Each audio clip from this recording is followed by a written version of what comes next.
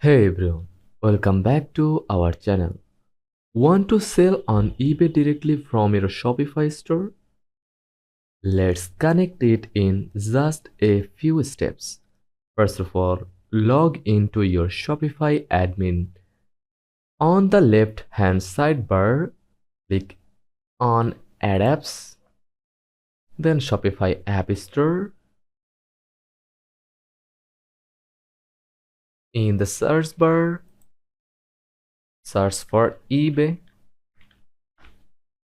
and select the official eBay Marketplace integration. App by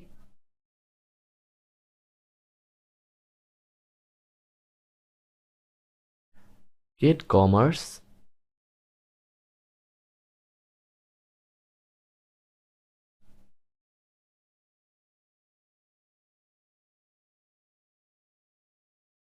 Then click Install. This app connects your products and inventory from Shopify directly to eBay.